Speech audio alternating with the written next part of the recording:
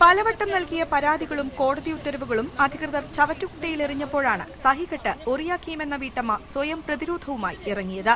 സെയ്ഫ് അലി ഖാന്റെ പുതിയ ചിത്രം ഷെഫിനെതിരെ ആദ്യ ദിനത്തിൽ തന്നെ കലക്ടർക്കും പോലീസിനും മേയർക്കും പരാതി നൽകി. ഫലമുണ്ടായില്ല. ഒട്ടും വൈകിയില്ല. ഒരു മൈക്ക് സെറ്റും ജനറേറ്ററും വാടകയ്ക്കെടുത്ത് ഉച്ചത്തിൽ പാട്ടുവെച്ചു. ഒറിയയുടെ വീട്ടിൽ നിന്ന് മുഴങ്ങിയ പോപ്പ് സംഗീതവും ക്ലാസിക്കൽ സംഗീതവും ഷൂട്ടിംഗ് മുടക്കി. വൈകുന്നേരമായതോടെ ഷൂട്ടിംഗ് മതിയാക്കി സിനിമാ സംഘം സ്ഥലം വിട്ടു.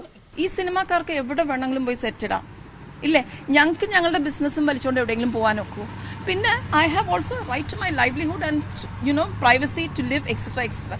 ഇതിന് വല്ല വിലയും ഈ പെർമിറ്റ് എഴുതി തള്ളുന്ന അതോറിറ്റീസ് വല്ലതും ചിന്തിക്കുന്നുണ്ടോ? സോ ഇതിന് ഈ പറഞ്ഞ കണക്ക് എന്തെങ്കിലും ചെയ്യാൻ പറ്റുന്ന simplest thing was I thought okay if they are producing some noise then let me also do it. Fort Kochi Santa Cruz റോഡിലെ കൊച്ചിൻ ആയുർവേദിക് സെന്റർ നടത്തുന്ന ഒറിയ കീമാണ് ഒറ്റനാൾ കൊണ്ട് താരമായത്. 9 വർഷമായി മസാജ് പാർലർ നടത്തുന്ന ഒറിയയുടെ സ്ഥാപനത്തിനു മുന്നിലാണ് പതിവ് സിനിമാ ഷൂട്ടിംഗ്. ആഴ്ചയിൽ 4-5 ദിവസങ്ങളിൽ ഷൂട്ടിംഗ് കാണും.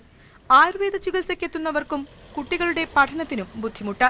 ഷൂട്ടിംഗ് നാളുകളിൽ സമീപത്തെ സാന്റാക്രൂസ് സ്കൂളിന്റെ ഗേറ്റ് പോലും തുറക്കാൻ അനുവാദമില്ല. റോഡ് ബ്ലോക്ക് ചെയ്യുന്നതുൾപ്പെടെ സകല മാനദണ്ഡങ്ങളും കാറ്റിൽ പറത്തിയാണ് ഷൂട്ടിംഗ്.